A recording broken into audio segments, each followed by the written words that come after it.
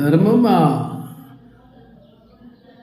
વ્યક્તિ, સમાજ, દેશ અને દુનિયાના ઉત્થાન માટે અદ્ભુત જ્ઞાન રહેલું છે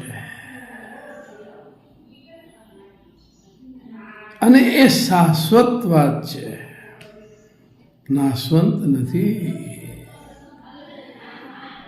વ્યક્તિના ઉત્થાન માટે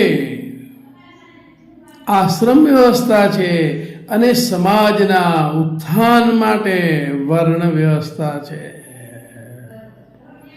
વર્ણ વ્યવસ્થાનો ઉદ્દેશ્ય ઊંચા નીચા બતાવવાનો નથી. કર્તવ્ય બધાના જુદા જુદા હોઈ શકે, પણ ફળથી કોઈને સનાતન ધર્મ વ્યવસ્થા વંચિત કરતી નથી.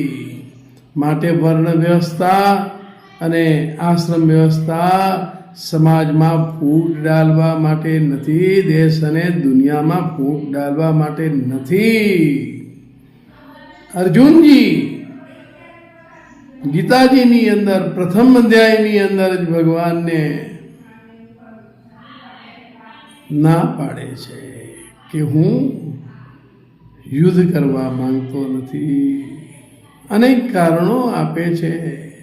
અત્યારે કારણોને આપણે બધાને નહીં જોઈએ, પરંતુ એમ કહે છે, હે મધુસૂદન, હું લડવા નથી માંગતો. એના કરતાં ભિક્ષા માંગવું પણ મારા માટે ઉચિત રહેશે. ત્યારે વર્ણ વ્યવસ્થાનું અદ્ભુત વિજ્ઞાન સમજાવતા ભગવાન કહે છે, તું ક્ષત્રિય છો, કાયરતા તને શોભે નહીં, તારે લડવું જોઈએ. અને લડવા માટે જે ઘણા બધા શ્લોકો રચ્યા, એમાં પહેલા અધ્યાયનો 43મા શ્લોકમાં ભગવાન કહે છે, દોષે રહેતે કુલાદ્રાનામ વર્ણ સંકર કારકે ઉત્સાહંતે જાતિ ધર્મા કુલ ધર્માશ્ચ શાશ્વતા.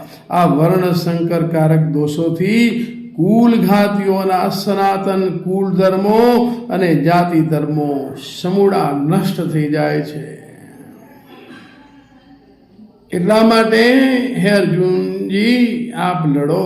કર્તવ્યનો નિર્ણય એકલો ન લેવાય. અત્યારે લડવું એ પરમ ધર્મ છે.